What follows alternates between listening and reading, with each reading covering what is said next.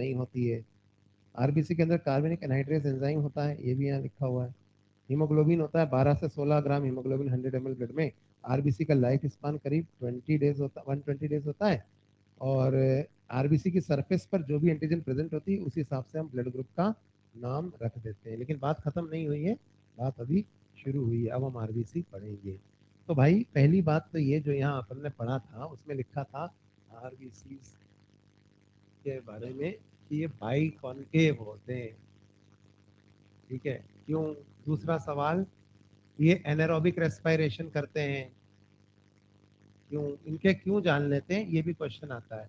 तीसरी बात कि इनके अंदर जनरली न्यूक्लियस नहीं होता। और चौथी बात कि आखिर आरबीसी का फंक्शन क्या है।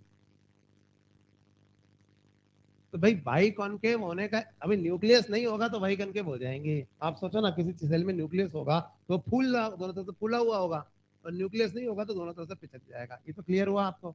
तो इसलिए बाई कॉन्केव होते हैं। क्यों होते हैं? क्योंकि इनके अंदर न्यूक्लियस नहीं है। पर बाई कॉन्केव होने का फायदा क्या है? दो अलग अलग बातें हैं। क्यों होते हैं वो बता दिया मैंने, फायदा क्या है? देखो, बाई कॉन्केव स्टेट में सरफेस एरिया ज्यादा हो जाता है। तो अगर ये आरबीसी है सपोज, और ये इसके अंदर हीमोग्लोबिन है, और ऑक्सीजन को डिफ्यूज होकर अंदर आना है हीमोग्लोबिन से मिलने के लिए, ताकि वो यहाँ पे जुड़े उससे, तो सरफेस एरिया ज्यादा होगा। मैक्सिमम सरफेस एरिया किस कंडीशन में होता है? बाई कॉन्केव कंडीशन में। तो ऑक्सीजन ज्यादा से ज्यादा डिफ्यूज करके अंदर आ सके, इसके लिए ये आरबीसी जो है वो बाई कॉन्केव होते हैं। अब आरबीसी में माइटोकॉन्ड्रिया और दूसरे सेल ऑर्गेनेली भी नहीं होते, इसलिए वो क्या करते हैं? एनारोबिक रेस्पिरेशन करते हैं। समझ गए आप? तीसरा सवाल कि आरबीसी में न्यूक्लियस क्यों नहीं होता, या दूसरे सेल ऑर्गेनेली क्यों नहीं होते, ये है मेजर क्वेश्चन। समझ की बात, क्यों नहीं होते? इसका सवाल का जवाब जानने के लिए पहले आपको ये जानना पड़ेगा कि आरबीसी का आखिर फंक्शन क्या होता है। तो मैं आपको ऑप्शंस देता हूं। What is the function of RBC? Option A, provide red colour to blood. Option two, transport of oxygen. Option three, transport of O2 and CO2। चौथा, नन ऑफ दीज। कितने कहते हैं फर्स्ट? हाथ उठाओ, नहीं उठाएगा उसको पकड़ूंगा मैं अभी क्लास में। चार में से एक, और जिसने नल लगाया उसको तो सबसे पहले पकड़ूंगा मैं। बता फिर क्या है फंक्शन, है ना? तो हाँ, तभी पकड़ता हूँ, देखिए किसने हाथ। कितने लोग कहते हैं provide red colour to the blood? कितने लोग कहते हैं ट्रांसपोर्ट ऑफ ऑक्सीजन? कितने कहते हैं transport of carbon dioxide and oxygen? कितने कहते हैं नन?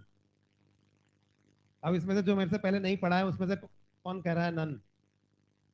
जो मेरे से पहले नहीं पढ़ा है ये टॉपिक, एक भी नहीं, नहीं पढ़े हो पर नन कह रहे हो, तो बताओ फिर क्या है फंक्शन आरबीसी का? आरबीसी का फंक्शन बताएंगे ये। चलो मैं बताता हूँ। Red colour to blood is not the function of RBC, वो ऑक्सी हीमोग्लोबिन का फंक्शन है जो आरबीसी के अंदर होता है। ट्रांसपोर्ट ऑफ ऑक्सीजन, ये भी ऑक्सी हीमोग्लोबिन का फंक्शन है। Transport of carbon dioxide and oxygen, ये हीमोग्लोबिन का फंक्शन है। कभी ऑक्सी आरबीसी का थोड़ी है।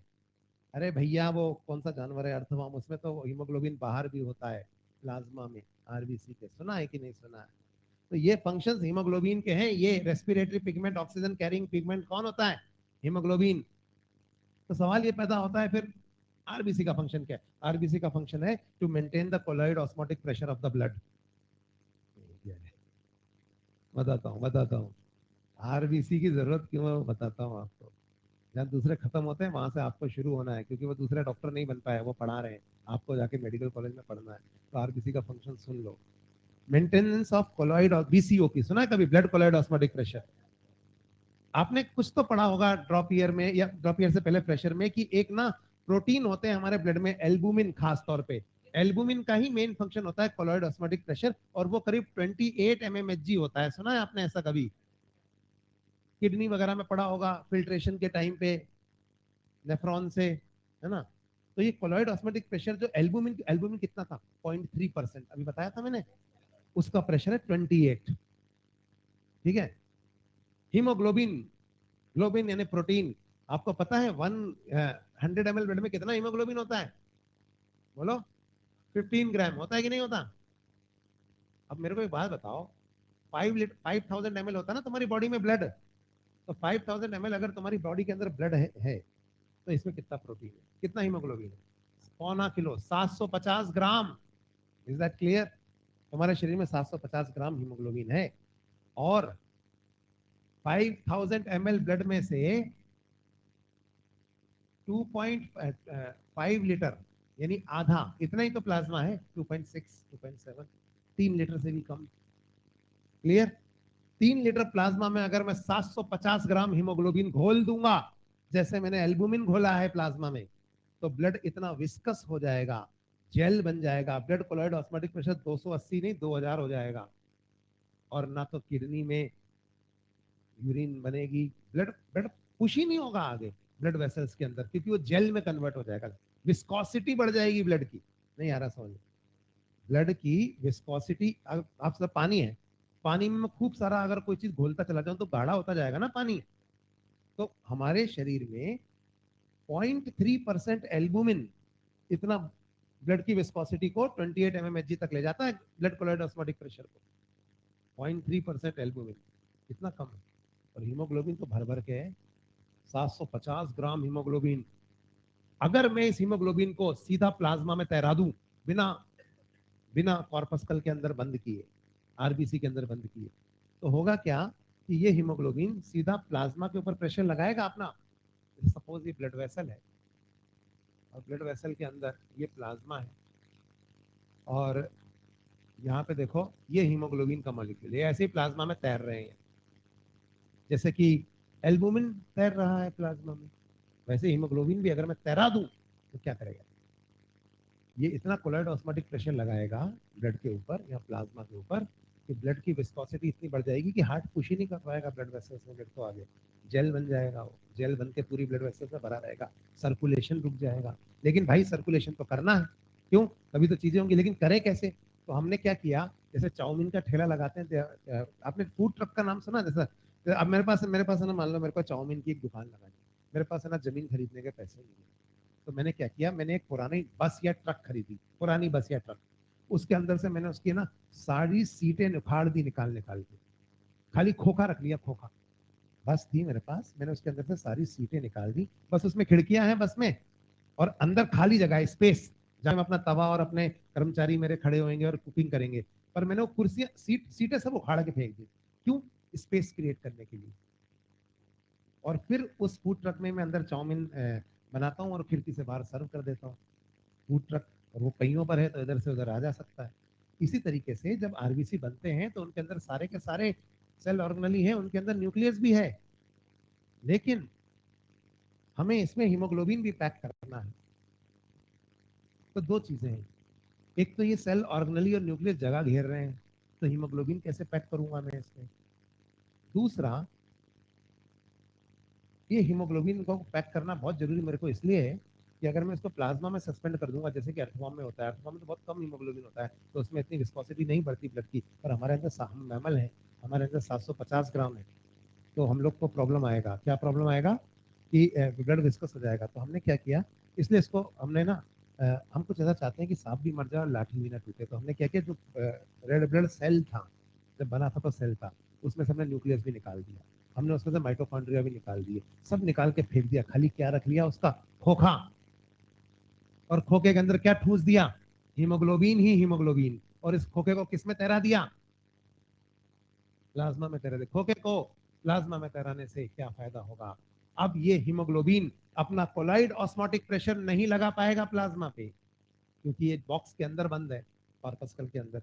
बट क्योंकि ये बाई कॉनकेव खोखा है, तो ऑक्सीजन डिफ्यूज होकर अंदर आ जाएगी और इससे आकर जुड़ जाएगी, और ये खोखा फ्लोट करता रहेगा प्लाज्मा में, और इधर से उधर आता जाता रहेगा, ब्लड की विस्कोसिटी भी कम रहेगी। समझ में आई बात? इसलिए आरबीसी बनते हैं, और बनने के बाद हम उनके अंदर से न्यूक्लियस भी निकाल देते हैं, सब कुछ निकाल देते हैं, तो एक मेच्योर आरबीसी के अंदर कोई सेल ऑर्गेनली नहीं बचता, सिर्फ क्या बचता है, खोखा बचता है और थोड़ा सा साइटोस्केलेटन बचता है उसका बाहर का, एंडोप्लाज्मिक रेटिकुलम वगैरह, जिससे और जिसकी वजह से वो थोड़ा सा स्पॉन्जी हो जाता है। और वो जो कैपिलरी है जिसका डायमीटर जो है 5 म्यू है, उसमें से 7.5 म्यू का आरबीसी भी स्क्वीज होकर निकल जाता है। बट ये स्क्वीजिंग की प्रॉपर्टी आरबीसी में बहुत थोड़ी होती है, ज़्यादा किस में होती है, डब्ल्यू में। और डब्ल्यू ऐसे अभी बाद में बात करेंगे इसके बारे में, पर फिलहाल अभी आरबीसी के बारे में बात कर रहे हैं। तो I repeat, why do we need, what is the purpose of RBC? ये कॉर्पस्कल्स, तो ये ना, they prevent the haemoglobin from exerting the osmotic pressure on the plasma, और फ्री फ्लो, अब इसके अंदर गैस घुसेगी, इधर से ट्रांसपोर्ट भी होती रहेगी। तो this is the basic purpose. So I may repeat once again, the basic purpose of RBCs और corpuscles is to prevent the hemoglobin from exerting its colloid osmotic pressure on the plasma. So we pack the RBCs, pack the hemoglobin inside the RBCs, where because the RBCs are biconcave in nature, so there is no, you can say, impedance or resistance in that contact of the gases with the hemoglobin, because surface area is huge, but inside gases can diffuse. However, the hemoglobin will not exert any osmotic pressure, thereby preventing the blood colloid osmotic pressure from rising, and this keeps the blood fluid. इतना लिखने का क्या जरूरत है? क्या लिखो, एक line लिख लो। Main function of RBCs is to maintain the blood colloid osmotic pressure. Maintenance of blood colloid osmotic pressure by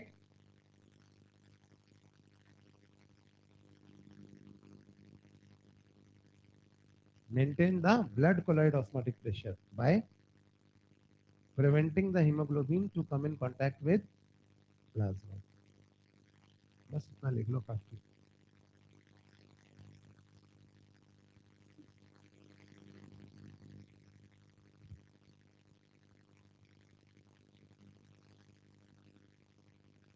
अब न्यूक्लियस क्या करना है, 120 दिन में तो खत्म हो जाएगा ये।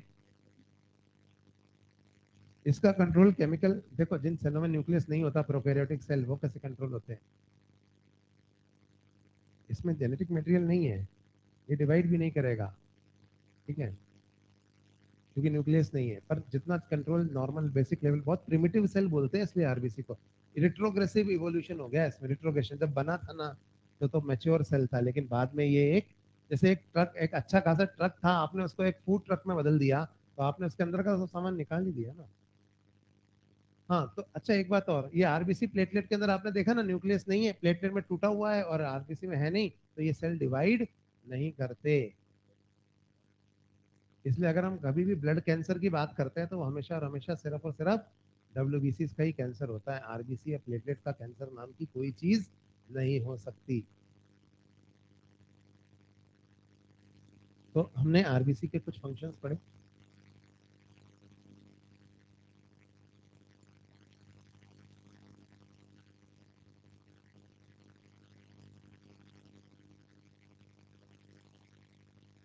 चलो, अब हीमोग्लोबिन के बारे में कुछ बातें हैं यहाँ पे, पेज 89 पे। हीम और ग्लोबिन दो पार्ट है इसके अंदर, हीम यानी आयरन, ग्लोबिन यानी प्रोटीन पार्ट। और इसमें 4 चेन होती है, अल्फा, बीटा, गामा और डेल्टा। इसमें ना बस इतना ही काफी है, इससे ज्यादा बताने की जरूरत नहीं है कि अल्फा में कितने अमीनो एसिड है, बीटा में कितने, गामा में कितने, नहीं आएगा। मॉड्यूल में पहले में सब पढ़ाता था, तो इतना काफी है। इसमें याद रखना लेकिन ना, अल्फा और बीटा तो होती ही है नॉर्मल के अंदर, कभी कभी किसी के अंदर अल्फा और गामा भी हो सकती है। और अल्फा और डेल्टा कब होती है? वो फीटल हीमोग्लोबिन में होती है। पर ये नहीं पूछेंगे, आई डोंट थिंक पूछेंगे, क्योंकि पिछले 10 साल में नहीं पूछा है। आपको बस मैक्सिमम इतना पता होना चाहिए कि जनरली 2 चेन होती है, अल्फा एंड बीटा। उसके अलावा गामा या डेल्टा चेन अगर होती है, तो वो दूसरे टाइप का हीमोग्लोबिन होता है। बस इतना काफी है।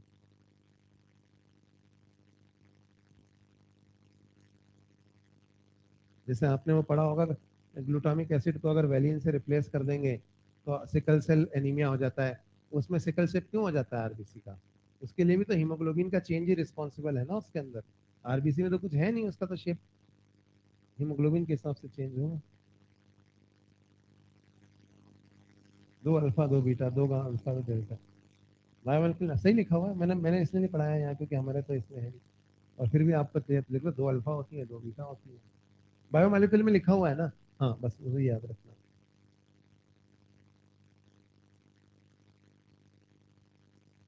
चलिए, आरबीसी काउंट दी हुई है यहाँ, पॉलीसाइथीमिया किसे कहते हैं वो भी आपको समझ गया। आरबीसी काउंट अगर ज्यादा है, पहाड़ पे जब हम रहने जाते हैं तो वहाँ पॉलीसाइथीमिया अक्सर हो जाता है। तो जैसे क्यों हो जाता है, अब बताओ, पहाड़ पे जाते हैं तो आरबीसी क्यों बढ़ जाते हैं? देखो, समझो आप इसको, ये भी पूछा जाएगा।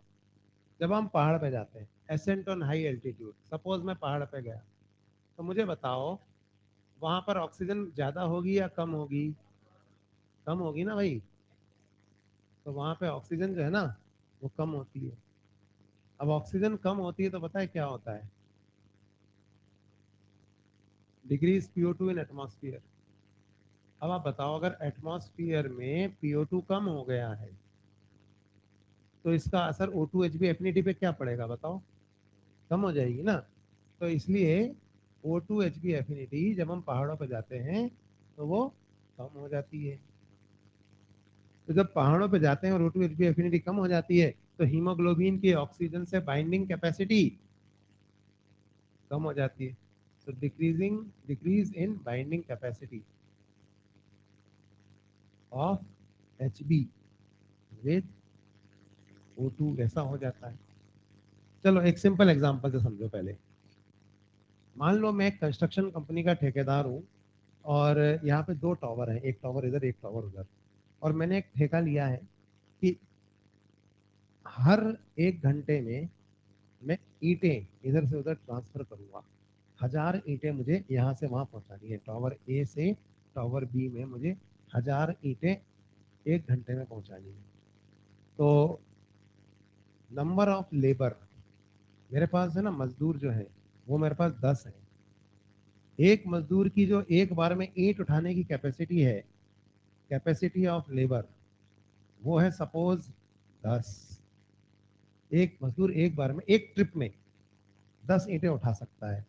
तो मेरे को बताओ, नंबर ऑफ लेबर ये रहा, कैपेसिटी ऑफ लेबर ये रहा, तो कितनी ट्रिप्स पर आवर लगाएंगे ये मजदूर कि 1000 पहुंच जाए? ट्रिप्स पर आवर कितनी लगाएंगे?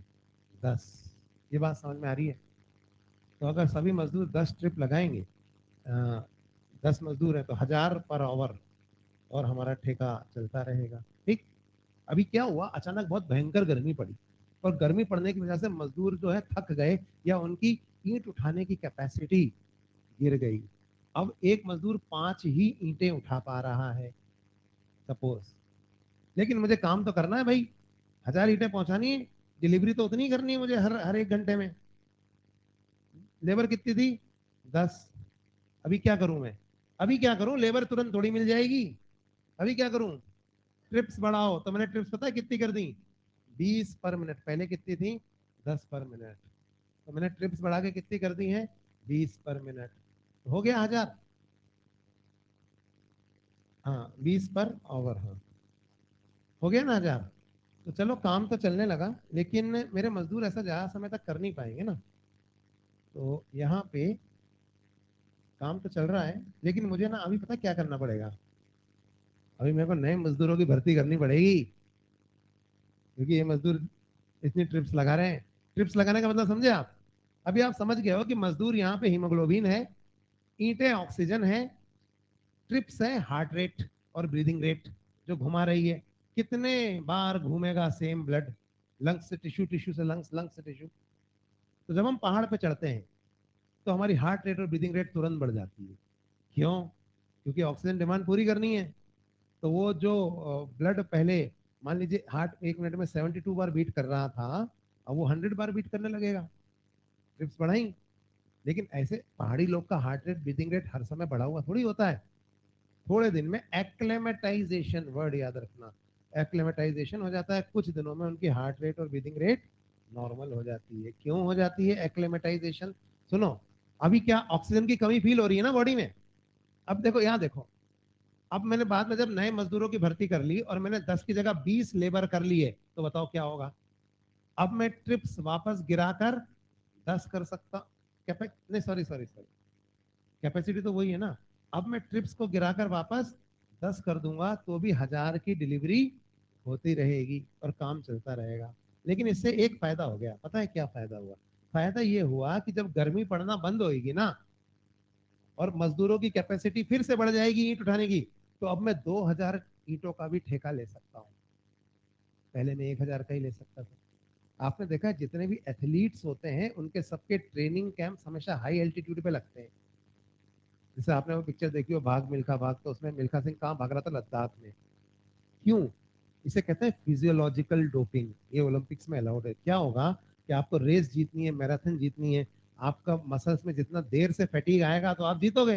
अब मसल्स को ऑक्सीजन नहीं मिलेगी तो एनारोबिक रेस्पिरेशन शुरू कर देंगे, फिर आप थक जाओगे। तो ऑक्सीजन कब ज्यादा मिलेगी ब्लड को? तो ब्लड में हीमोग्लोबिन ज्यादा होगा, है ना? अब हीमोग्लोबिन ब्लड में कब ज्यादा होगा? तो उसके लिए हम गए पहाड़ पे, मजदूर बढ़ा ली ना अपन ने।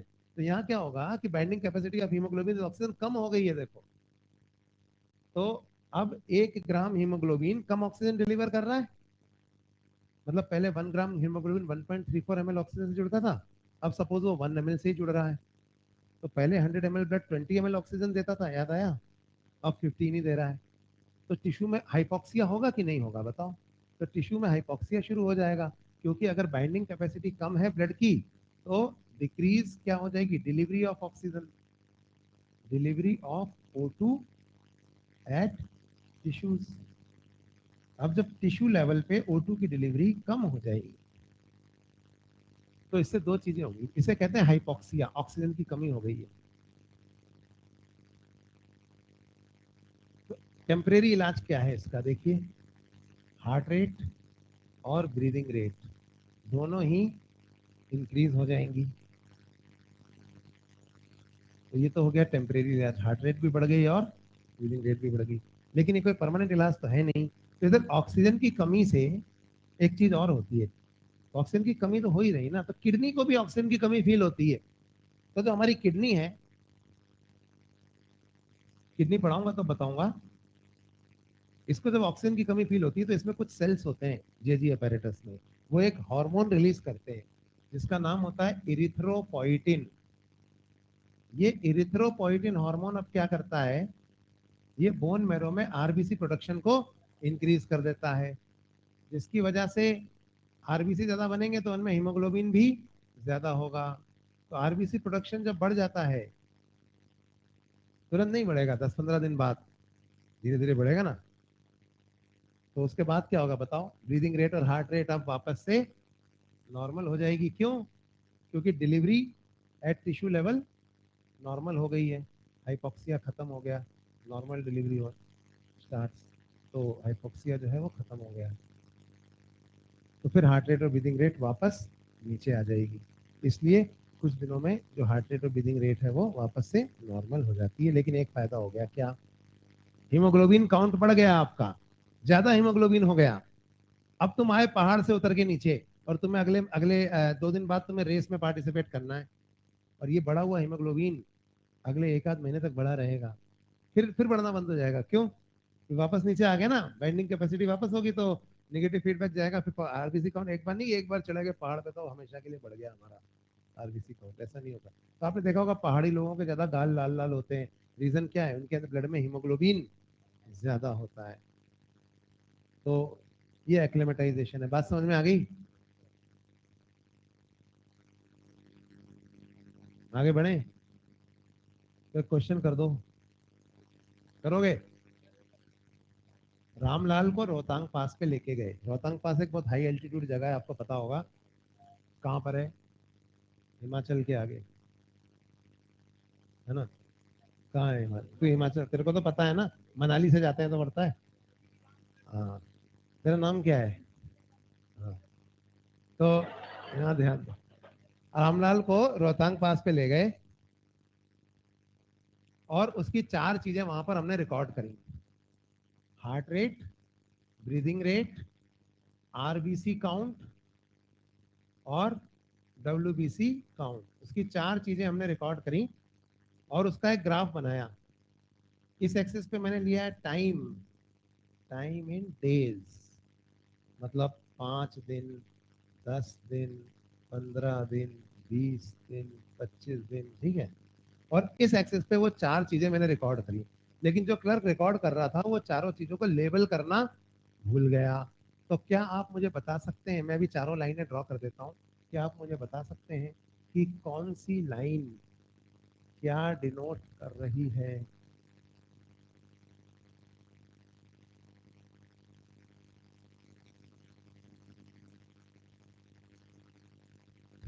यहाँ पे 4 लाइनें हैं, आप देख सकते हैं।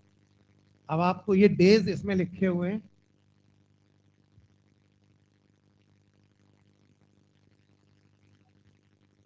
चलो भाई, ए बी सी और D, heart rate, breathing rate, RBC count और डब्ल्यूबीसी काउंट। अभी मेरे को बताओ, ए क्या डिनोट कर रहा है? आरबीसी काउंट, क्योंकि आरबीसी काउंट तुरंत नहीं बढ़ता है, 5-7 दिन बाद बढ़ना शुरू होता है। बी क्या डिनोट कर रहा है? डब्ल्यूबीसी काउंट, क्योंकि डब्ल्यूबीसी काउंट तो इन्फेक्शन में बढ़ेगा ना, तो वो कांस्टेंट है। सी क्या डिनोट कर रहा है?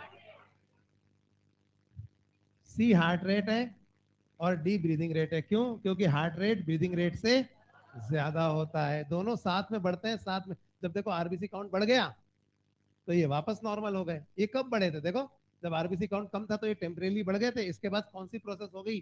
स्पेलिंग याद रखना, एक्लेमेटाइजेशन, जिसकी वजह से वापस से हार्ट रेट और ब्रीदिंग रेट नॉर्मल हो गई, लेकिन आरबीसी काउंट बढ़ गया। इसे कहते हैं एक्लेमेटाइजेशन एट हाई एल्टीट्यूड्स।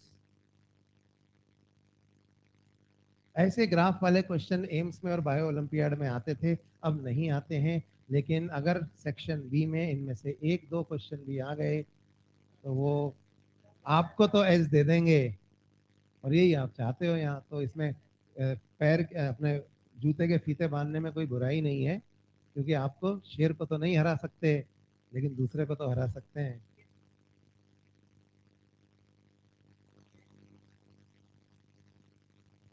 क्या हुआ? पीछे वाला स्लाइड, ये तो मैंने ऐसे ही समझाने के लिए।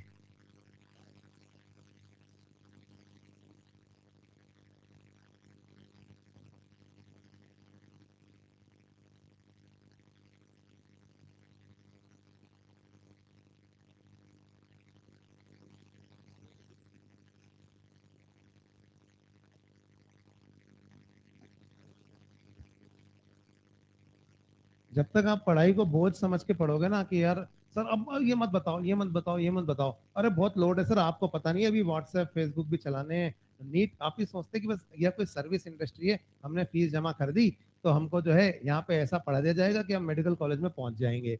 ऐसे नहीं होता है, पहुंचोगे आप अपनी मेहनत से। तो हमेशा आपके अंदर जब तक भूख नहीं होगी ना, बिल्कुल ये मत सोचना कि आपने कहीं कोचिंग, कोई कोचिंग आपका सिलेक्शन नहीं करा सकती। आप खुद अपना सिलेक्शन करा सकते हैं, चाहे आप घर में बैठ के पढ़ रहे हो, चाहे आप यहाँ आके पढ़ रहे हो। तो जो भी नॉलेज है उसको, जो भी चीजें आप एनसीईआरटी की कोई भी लाइन पढ़ो, तो उसमें आगे वाई जरूर लगाओ कि ये क्या लिखा हुआ है इसमें, ये तो उतना समझना जरूरी है, उससे ज्यादा नहीं, पर एटलीस्ट जो एनसीईआरटी में लिखा है उतना समझना जरूरी है, उसे रटने से काम नहीं चलेगा। तो ये सब बिखरी हुई चीजें हैं इधर उधर, पर ये सब पूछे जाते हैं तो इतना आपने को करना है। तो ये है ना, एक जनरल चीजें थी यहाँ पे आरबीसी के बारे में, एरिथ्रोपोइटिन वगैरह के बारे में। एक दो बातें और बता देता हूँ आरबीसी के बारे में जो यहाँ पे हैं लिखी हुई। देखो, सबसे पहले हमारी बॉडी के अंदर जब एम्ब्रियो बनता है ना, तो एक चीज बनती है योक सैक। बताएंगे क्यों बनती है? हमारे अंडे में तो योक होता नहीं, फिर भी बनती है, क्योंकि ऑन्टोजेनी रिपीट्स फाइलोजेनी। सबसे पहले वो ब्लड बनाती है, उसके बाद लिवर और स्प्लीन ब्लड बनाते हैं, और उसके बाद जब हमारी बोन्स बन जाती है ना, तो सभी बोन्स, ध्यान से सुनना, सभी बोन्स के अंदर रेड बोन मैरो होता है, और वो रेड बोन मैरो ब्लड बनाता है। और बर्थ तक जितनी भी बोन्स, अच्छा ये मैं बता चुका हूँ आपको, है ना, जितनी भी बोन्स हैं सारी ब्लड बनाती है, क्योंकि सबके अंदर आरबीएम होता है। लेकिन बर्थ के बाद ज्यादातर रेड बोन मैरोस का मैरो येलो और फैटी हो जाता है, जो कि ब्लड नहीं बनाता।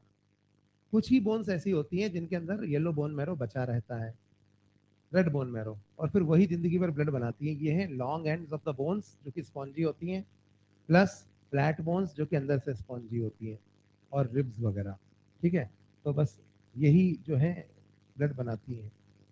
तो आरबीसी में तो और कोई ऐसे, एक बहुत इंपॉर्टेंट बात है आरबीसी की बताने की जो यहाँ नहीं है, वो है एनीमिया। 3 तरह का होता है, macrocytic, normocytic, normochromic, macrocyte, microcytic. आप कहोगे ये नाम सुने आपने? हाँ, तो ये मैं आपको बताऊंगा अगली बार। हाँ, चार्ट है ना, तो वो चार्ट समझना जरूरी है सबके लिए। तो एनीमिया के बारे में हम अगली क्लास में पढ़ेंगे, आरबीसी से रिलेटेड। आज के लिए इतना काफी।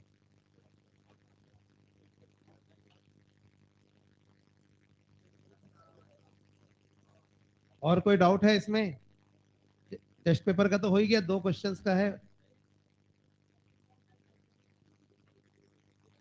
वो दोनों करेक्शन यहाँ लिखवा दो ना, मैं इनको बोल देता हूँ, ये भिजवा देंगे ना। बाहर आके लिखवा दो, मैं हाँ कर दूंगा, है ना। पेपर लेके आना, पेपर। कौन से? दोनों में 2 और 3 आएगा ना। ठीक है, चलो करवा दो।